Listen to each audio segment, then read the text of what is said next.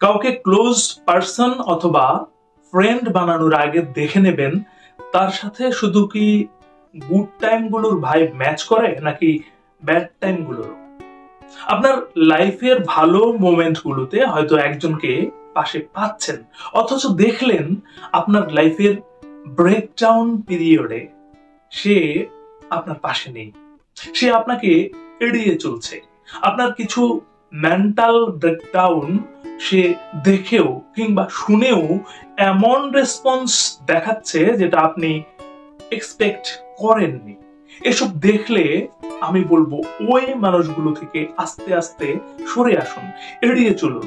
এরা লাইফে মধুর মাছির মতো হয়। লাইফে এমন কেউ ফ্রেন্ড অথবা ক্লোজ পার্সন হওয়ার যোগ্যতা রাখে যার সাথে আপনার শুধু গুড টাইমের ভাইব না বরং ব্যাড টাইমের ভাইব গুলোরও মিলে যায়। আপনার খারাপ সময়গুলোতেও সে আপনার জন্য স্যাড ফিল করে অথবা আপনার মনটাকে ভালো করে দেওয়ার চেষ্টা করে।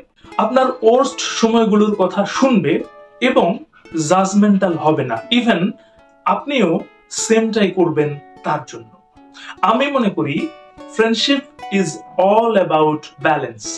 একতরফা এফোর্ট দিয়ে ফ্রেন্ডশিপ হয় না। আপনি নিজেকে কারো কমফোর্ট জোন বানালেন অথচ সে আপনার কমফোর্ট জোন না। যখন দেখবেন তার সাথে কিছু শেয়ার করতে গেলে তার রেসপন্স বা এফোর্ট আপনার মতো না, তখন স্বভাবতই দ্বিতীয়বার শেয়ার করতে আপনি অস্বস্তি অনুভব করবেন।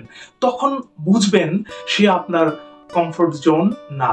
তখন বুঝে নেবেন আপনি তার জন্য একজন বন্ধু হলেও সে আপনার বন্ধু না।